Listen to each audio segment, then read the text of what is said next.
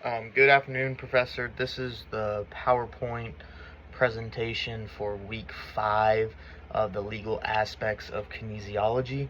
I'll make sure to subtitle that because I have 2 more videos to send off. But I just want to say, hope you have a great holiday. Thank you for being so lenient and helping me throughout this process. I will say it's been very something I've never experienced. Something that's very can be a back setting to some students, and it was very tough to get back on time. But I just want to say thank you, and let me get started. So my PowerPoint's on the connections between sports and social class. So for an introduction, I'll be explaining key points like what is meant by social class and class relation, background information from my hometown, which is Lakeland, Florida, connections between social class and opportunities, resources, and cultural attitudes. So, social class and class relation. Social class refers to the categories of people who share an economic position based on income, wealth, usually savings in their assets, education, occupation, and social connections.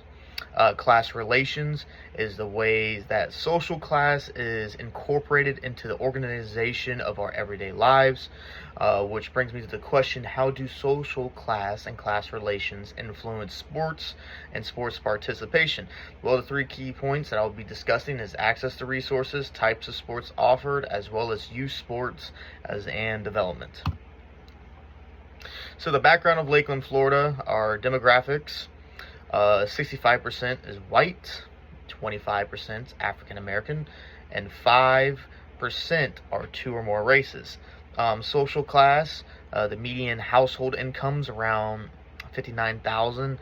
Our poverty rate is unfortunately at 14%, and Polk County public schools that are offered, 16 high schools, 19 junior highs, 65 elementary schools, and which is like a kind of a estimated of 117,000 students, and out of those students, 34% participate in sports, which from my personal experience, it would be football and baseball.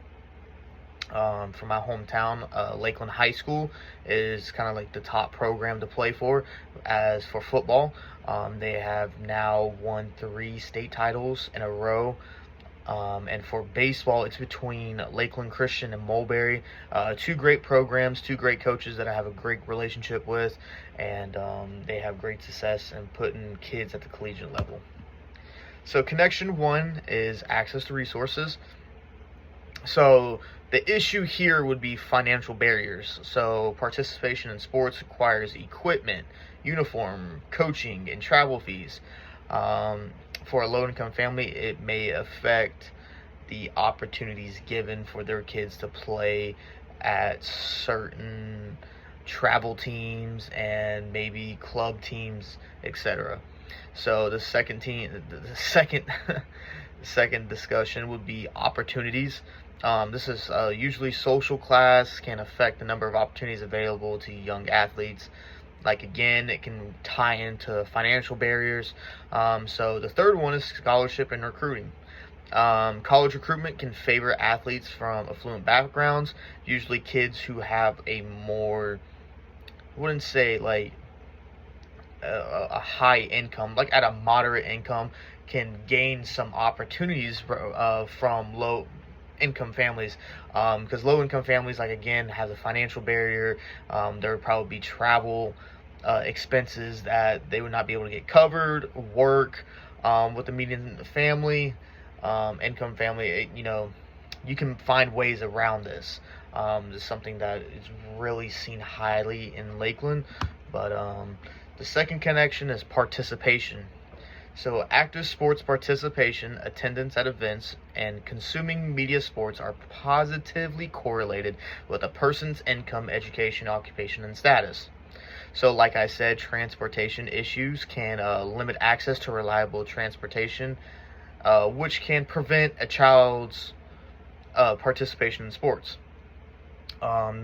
And again, like I stated previously, work obligations. Families who have lower incomes may require children to contribute to household income, reducing time in sports participation, which ultimately could affect recruiting as well as playtime or participation in further sports in high school or maybe junior high or as well as the collegiate level. So my third connection is cultural attitudes. So the first is perception of sports. Lower income communities, there may be a greater focus on economic contributions. So if that's a low income household, the parents may not see sports as something that is needed or as like an obligation that their kids need to do.